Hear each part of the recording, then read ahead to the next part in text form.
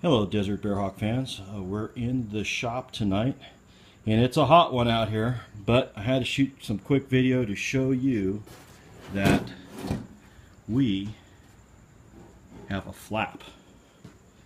She's a complete. Now I do have to still make the trailing edge to go along the back of the ribs, but that'll get made once the wing is completed and I can fit and match up a trailing edge. So no trailing edges to be built yet.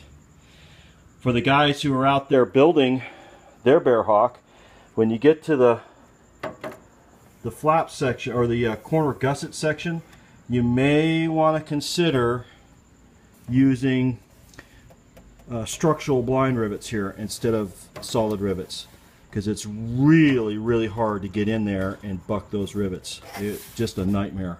I've got a pile of bucking bars that I used. I finally ended up hacking up some steel and making something custom. It's very tough. Some of them you can squeeze, but the problem with it is that, let's see if I'll come around the other end here. The problem with this in here is you've got, see, you got these flanges here, and then you got a rivet right there. You can't get your squeezer in there because the lip of the flange on the hole is keeping the squeezer, so you can't get to that rivet. You can't get to that one. You can't get to this one.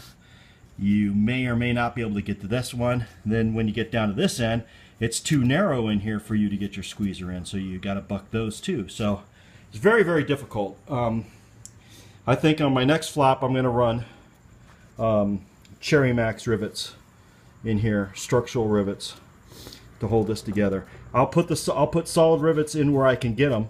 You can get a solid rivet in here pretty easily. You can get one, let's see, I think you can get this one.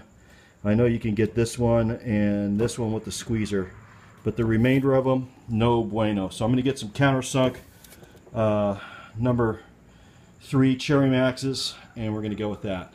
But anyways, the flap is complete. It's all riveted together. I'm amazed at how stiff it is, and super excited about having an actual airplane part done that looks like an airplane. Now, one other thing I need to do to finish this, I keep saying it's done. I guess they're never done until it's covered in flying. I guess it's not done.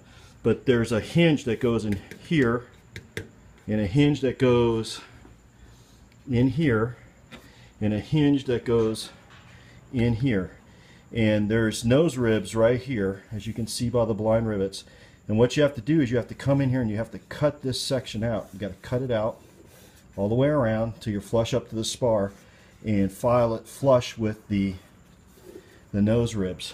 And that's so the hinge bracketry can go in and bolt on to the face of the spar.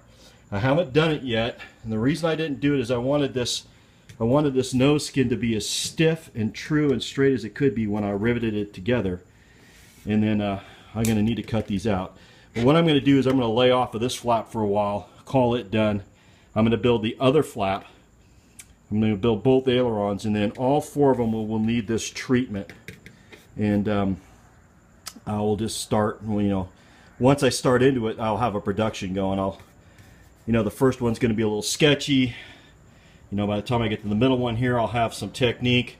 By the time I get down to the end one here, I'll probably be well on my way. And by the time I move on to the second flap, and then both the ailerons, I'll really be kind of a pro at cutting those out. So I'm just going to stand off on them for now. But yep, flap is done. Left flap's complete. If I've measured correctly, it should actually fit on the airplane. If I haven't, it's going to make one heck of a piece of wall art, I suppose. But there it is. She's done and solid. All right. Onward. Tomorrow I'll start bending the spar for the next flap. And until then, I'll see you in the shop.